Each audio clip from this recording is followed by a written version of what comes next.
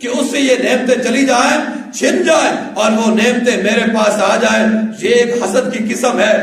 دوسری قسم یہ ہے، اگر کسی کے پاس نعمتیں نہیں ہیں، وہ پریشان حال ہے، مصیبت زدہ ہے، انسان کہتا ہے شکر ہے اسی حال کے اندر رہے، یہ بھی حسد ہے، وہ نہیں چاہتا اس کے پاس کوئی نعمت آئے۔ اور ایک کہا جاتا ہے رشک، اور رشک جو ہے یہ جائز انسان کر سکتا ہے۔ حدیث کے الفاظ ہیں، امام کائنات نے فرمایا دو باتوں پر انسان رشک کر سکتا ہے۔ اگر کسی کو اللہ تعالیٰ نے اچھی آواز سے نوازا ہے، اچھا عالم ہے، قرآن کی تلاوت کرتا ہے، رات کو تہجد پڑھتا ہے، خوبصورت اس کی آواز ہے، تو انسان کے دل میں خواہش پیدا ہوتی ہے کاش میرے پاس بھی آواز ہوتی، کاش مجھے بھی قرآن یاد ہوتا، کاش مجھے بھی ترجمہ یاد ہوتا۔ اس طرح یہ انسان رات کو قیام کرتا ہے، میں بھی اس طرح قیام کرتا، میں بھی قرآن کی تلاوت کرتا۔ تو اس لیے یہ جائز ہے کہ انسان ایسی خواہش جو ہے اس کا اظہار کر سکتا ہے۔ دوسرے نمبر پر وہ انسان جو اللہ کے راستے میں خرچ کرتا ہے، اس کے دل میں بھی یہ خواہش پیدا ہوئی ہے کاش میرے پاس بھی مال ہوتا، میں بھی اللہ کے راستے میں خرچ کرتا، میں بھی اپنے رب کو بنانے کی کوشش کرتا۔ تو یہ دو صورتیں جو ہے جائز ہے۔ اور جو حسد کی پہلے دو صورتیں بیان کی ہے، اگر نعمتیں ہیں چھن جانے کی کوئی خواہش کرے، اگر نعمتیں اس کے پاس نہیں ہے تو انسان کہتا ہے اس کے پاس کبھی نعمت آئی بھی نہیں، یہ دو حسد ہے۔ اور ان حسد سے بچنے کے لیے انسان کو کیا کرنا چاہیے؟ پہلے نمبر پر اللہ رب العالمین کی پناہ پکڑنی چاہیے۔ اللہ رب العالمین قرآن میں ارشاد فرماتے ہیں وَإِمَّا يَنزَغَنَّكَ مِنَ الشَّيْطَانِ نَزْغٌ فَاسْتَعِذْ بِاللَّهِ، اے بندے تیرے دل میں خیالات آ جائیں، وسوسے آ جائیں تو ایک اللہ رب العالمین کی پناہ میں آ جاؤ۔ شیطان سے بچنا چاہتے ہو اور حسد سے بچنا چاہتے ہو تو پہلا کام انسان کو کیا کرنا چاہیے کہ اللہ رب العالمین کی پناہ پکڑنی چاہیے۔ اللہ رب العالمین کے علاوہ کسی کے انسان پناہ نہ پکڑے۔ اور دوسرے نمبر پر انسان چاہتا ہے کہ میں حسد سے بچ جاؤں تو اللہ رب العالمین قرآن میں ارشاد فرماتے ہیں، کہا کہ وَاصْبِرُوا وَتَتَّقُوا، لوگو اللہ رب العالمین کے صبر اختیار کرو، اللہ رب العالمین کا تقوی اختیار کرو۔ لا يَضُرُّكُمْ كَيْدُهُمْ شَيْئًا، ان کی چالیں، ان کے پراپگنڈے، ان کی سازشیں تمہیں کوئی نقصان نہیں پہنچا سکتے، لیکن شرط کیا ہے؟ صبر کا دامن لینا پڑے گا۔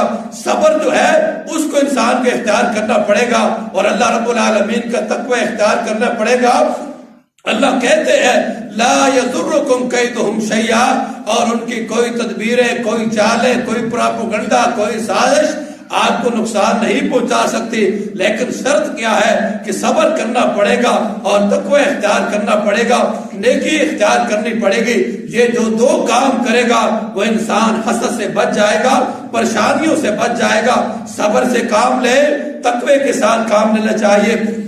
تیسرے نمبر پر جو انسان چاہتا ہے میں حسد سے بچ جاؤں، پریشانیوں، نظر بد سے بچ جاؤں، پریشانیوں سے بچ جاؤں، اس انسان کو کیا کرنا چاہیے؟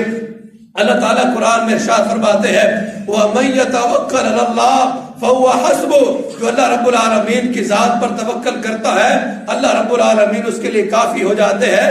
اور توکل کا معنی کیا ہے؟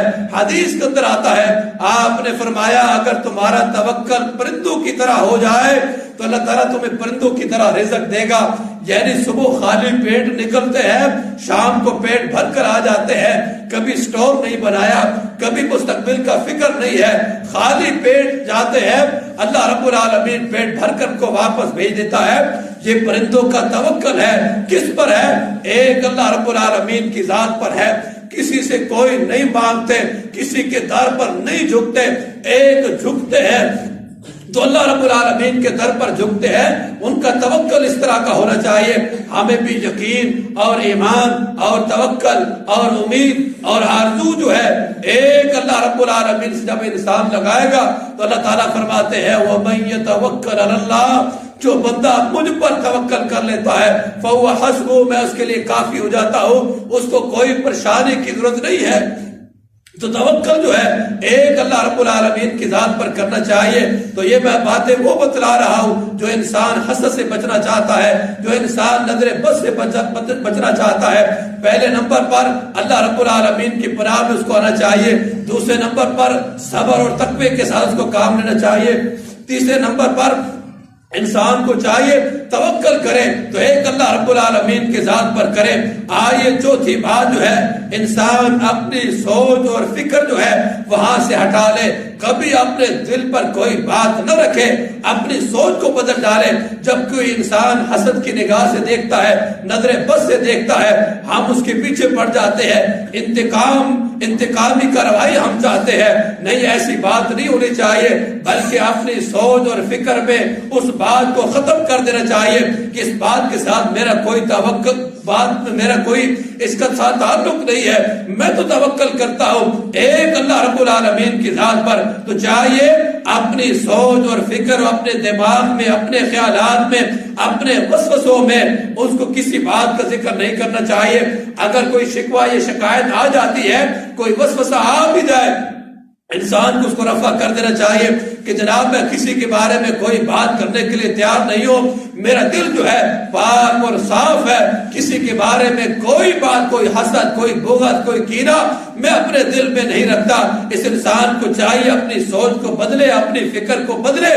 بعض دفعہ خیال دل میں آتا ہے، دماغ میں آتا ہے، دل میں جگہ پکڑ لیتا ہے، پھر ہم انتقامی کارروائی چاہتے ہیں، ہم بھی چاہتے ہیں ہم بھی اس کے ساتھ ویسا ہی سلوک کریں جس طرح اس نے میرے ساتھ سلوک کیا ہے۔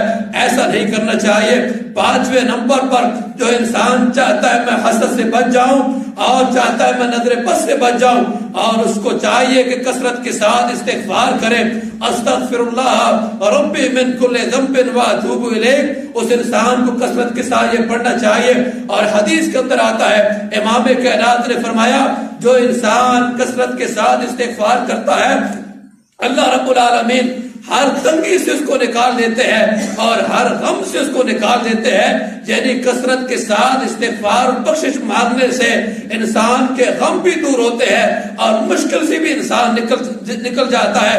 آج انسان چاہتا ہے میں ہر مشکل سے نکلوں، ہر پریشانی سے نکلوں، ہر غم سے نکلوں، تو کثرت کے ساتھ استغفار کرے اور کہے کہ استغفر اللہ ربی من کل ذنب واتوب الیہ۔ امام کائنات دن میں 70 مرتبہ سے زیادہ استغفار کرتے تھے، اور ایک روایت میں آتا ہے 100 مرتبہ آپ استغفار کرتے تھے۔ استغفر اللہ ربی من کل ذنب واتوب الیہ۔ جو انسان چاہتا ہے میں حسد سے بچ جاؤں، میں نظر بد سے بچ جاؤں، تو اس کو کثرت کے ساتھ استغفار کرنا چاہیے۔ آئیے چھٹی چیز کی طرف بڑھتے ہیں۔ جو انسان چاہتا ہے میں صدقہ یعنی میں نظر بد سے بچ جاؤں، تو اس کو کثرت کے ساتھ صدقہ کرنا چاہیے، اللہ کے راستے میں خرچ کرنا چاہیے۔ اور جو خرچ کرتا ہے وہ انسان جو ہے پریشانی اور مصیبتوں سے بچ جاتا ہے۔ بلکہ حدیث کے الفاظ ہے یہ صدقہ جو ہے یہ جہنم سے ڈھال بن جائے گا کہ اس کے سامنے کھڑا ہو جائے گا کہ میں صدقہ ہوں، آج اس کو جہنم میں نہیں جانے دوں گا۔ وجہ کیا ہے کہ یہ اللہ کے راستے میں خرچ کرنے والا شخص ہے، یعنی جو صدقہ اور خیرات کرتا ہے وہ حسد سے بھی بچ جائے گا اور نظر بد سے بھی بچ جائے گا۔ اور آخری بات یہ بیان کرنا چاہتا ہوں، جو انسان چاہتا ہے کہ میں نظر بد سے بچوں اور حسد سے بچوں، ادفع باللتی ہی احسن، جو گالی دیتا ہے اس کے بدلے میں گالی نہ دو، جو برا بھلا کہتا ہے اس کے بدلے میں برا بھلا نہ کہو، بلکہ اس کے ساتھ اچھے سلوک کے ساتھ پیش آؤ۔ اگر وہ چیز نہیں دیتا، وہ منع کرتا ہے، وہ نفرت کرتا ہے، آپ اس کے ساتھ محبت کے اظہار کرو۔ اگر وہ آپ کے ایک دن وقت آئے گا آپ کے سلوک اس رویے کی وجہ سے وہ شخص آپ کا دوست بن جائے گا، آپ کا ہمدرد بن جائے گا۔ آج ہم یہ رویہ اختیار کرنے کے لیے تیار نہیں ہے۔ اللہ تعالیٰ قرآن میں ارشاد فرماتے ہیں ادفع باللتی احسن، اے بندے اچھائی کے ساتھ اس کے ساتھ پیش آؤ، یعنی برائی کا معاملہ اچھائی کے ساتھ کرو۔ آج ہم کیا کہتے نظر آتے ہیں، جناب اگر وہ برا ہے ہم اس کے ساتھ برے ہیں، اگر وہ اچھا ہے ہم اچھا ہے۔ کون سا بڑا آپ نے کام کر لیا ہے؟ مزہ تب ہے جب کوئی برائی کرے اس کے ساتھ اچھا کرنا چاہیے، جب کوئی برا پیش آتا ہے اس کے ساتھ اچھائی کے ساتھ پیش آؤ، تب انسان حسد سے بچ سکتا ہے، نظر بد سے بچ سکتا ہے۔ جو گالیاں دیتا ہو، برا بھلا کہتا ہو، لان تان کرتا ہو، کچھ بھی کہتا رہے، لیکن انسان اپنی زبان سے کوئی الفاظ نہ نکالے، بلکہ قرآن کی آیت کو سامنے رکھے کہ اللہ تعالیٰ کہتے ہیں جو برا کرے اس کے ساتھ اچھائی کے ساتھ پیش آؤ اور برائی کا معاملہ نہ کرو، ادفع باللتی احسن۔ جو انسان یہ کام کرتا ہے نظر بد سے بچ جاتا ہے اور حسد سے بچ جاتا ہے۔ آج یہی گزارش ہے کہ اپنے معاملات کو بہتر کرنے کے لیے دوسروں کے ساتھ احسان کے ساتھ پیش آؤ، اچھے رویے کے ساتھ پیش آؤ۔ یہ رویہ آپ کا ہمیشہ یاد رکھا جائے گا۔ دنیا سے انسان چلا جاتا ہے، اس کی رویے، اس کی باتیں ہمیشہ انسان کو یاد رہتی ہے۔ اگر کوئی انسان گالی گلوچ کرنے والا ہے، ہمیشہ انسان یہی کہے گا مر تو گیا ہے لیکن زبان سے کبھی خیر کا کلمہ نہیں سنا، ہمیشہ گالیاں دیتا ہے، ہمیشہ برا بھلا کرتا ہے، ہمیشہ لڑائی کرتا ہے، ہمیشہ فتنے فساد ڈال پاتا ہے، تو یہ انسان کے پیچھے لوگ باتیں کرنے والے رہ جائیں گے۔ ہاں، جس نے اچھا سلوک کیا ہوگا لوگ کہیں گے وہ انسان بڑا اچھا انسان تھا۔ ہمیشہ اگر کسی نے برا بھی کیا ہے اس کے ساتھ اچھا سلوک کیا ہے، کسی نے برا بھلا کہہ دیا ہے اس کو بھی آپ نے دعوت پر بلا لیا ہے، کسی نے ناراضگی کا اظہار کیا ہے اس نے اپنے درگزر اور معاف